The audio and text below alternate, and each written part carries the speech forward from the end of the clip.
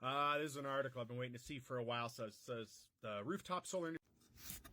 Wow, that video got a lot of attention. Go watch the original video I made. I'm doing this update here to clarify some points, add some notes, and whatnot, because I feel it's important to do that if you're going to make content like that. I think that's the first video that I've had that got above 10,000 views in less than like 48 hours. I think it was less than 24, actually. A lot of comments, too. I appreciate everybody participating in that.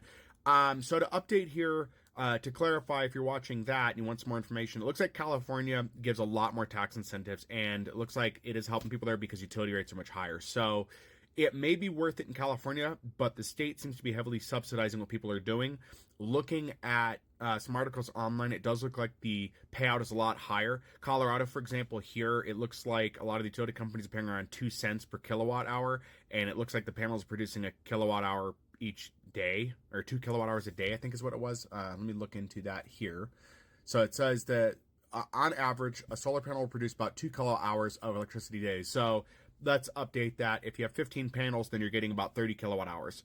So not bad. It may cover your home needs, but you're not going to get paid back at the low rates here. California is higher. I've seen anywhere from 7 cents to 15 cents per kilowatt hour, depending on your area and how that's being handled. Also, comments brought up aggregating. If multiple homes had solar, which California did, that'll help too. But again, California was heavily subsidizing a lot of places getting solar panels, apartment buildings, office buildings, stuff like that.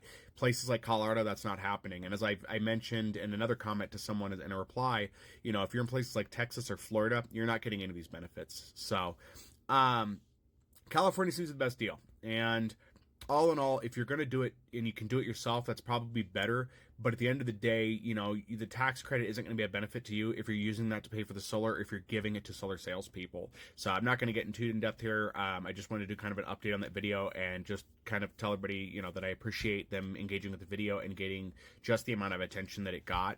Do your own research for sure. Check the claims. And again, let these salespeople do their spiel. You're going to see really quickly who's trying to scam you and who's more legitimate. But in my experience with multiple people that come by my house every summer trying to sell me solar, it's lie after lie and scam after scam, just nonstop. And that's in Colorado. Now, again, maybe California's a bit different on that. I don't know.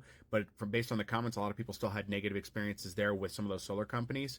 As far as, doing it yourself, again, you're going to have to check into a lot for that. Check the comments and the replies where somebody asked about how, if they pay for it themselves, is it worth it? I give them about a 5-minute response. I say about because it's a little under 5 minutes, but I give them a response to things they'll need to look into. It's pretty in-depth because there's a lot that you have to pay for. There's a lot that you have to budget for in the future.